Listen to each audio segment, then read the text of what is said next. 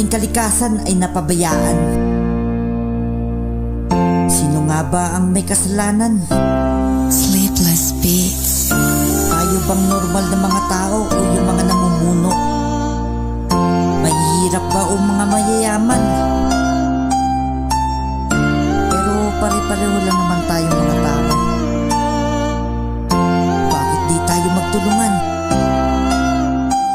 Kalikasan inabuso ng mga taong pasimuno. Nakaganapan na dilibyo, tayo rin ang bumuo. Dahil sa kasakiman, tayo din ay binagyo. Mga kababayan natin sinalantat di makatayo. Paano yun na masasabi na kayo'y may malasakit? Habang kayo'y ligtas sa baha, sila naman puro pasakit. Paulit-ulit na senaryo, wala na bang pagbabago? Iba-iba ang namumuno, korupsyon na bubuo. Oras na para pigilan kasakiman sa Pinas. Mga kababayan ko mag-aisa at iligtas. Ating kalikasan ay ingatan, huwag na sanang abusuhin. Kaligtasan nakasalalay kung ating uunawain. Maaatin mo ba kababayan mo mamamatay sa baha? Maaatin mo ba kababayan mo wala nang nasalba? Kailan pa tayo kikilos kung huli na ang lahat? Kapaligiran ating protektahan at yan ang siyang ugat. Kung ba tayo nabubuhay sa mundong tinatapahan? Mga pagkain na hinain kalikasan ng dahilan. Imulat mo iyong mata nang ikaw ay malinawan. Para sa nagkayamanan kung di mo madadalayan. Ako'y ba nasa pigigil dahil sa ating pamahalaan? Binaon nyo ang Pinas, wala kayong karapatan. Masahol pa kayo sa hayop mga buhay yung nakaupo. Panginoon na ang bahalang magparusa sa inyo.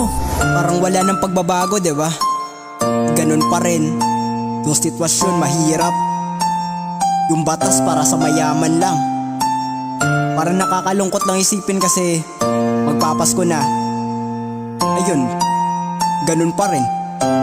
Sleepless Beats. Di mo ba napapansin, binobobo lamang tayo ng mga politiko na kung magnakaw todo-todo, binulsa ang mga pondo dapat sa mamamayan. Inabuso lang ang trono, payaman na payaman. Sobrang dami ng Pinoy na lubog na sa baha. Sobrang dami ng Pinoy na iyak na luluha. Bahay na nasa lanta, di na nila maibangon. Lubog na sa kahirapan, halos di na makaahon. At hindi na makabangon yung iba na sa kabaong. Kahirapan na ang hamon sa Pinas, nagsilbing alon. Nasa na ba yung katarungan, tila di na umayon. Halos di na makatakas sa multo na nakahapon. Ngailan makakalaya, nasa ng tamang daan? Sa taas na ng bilihin, di kasya 500.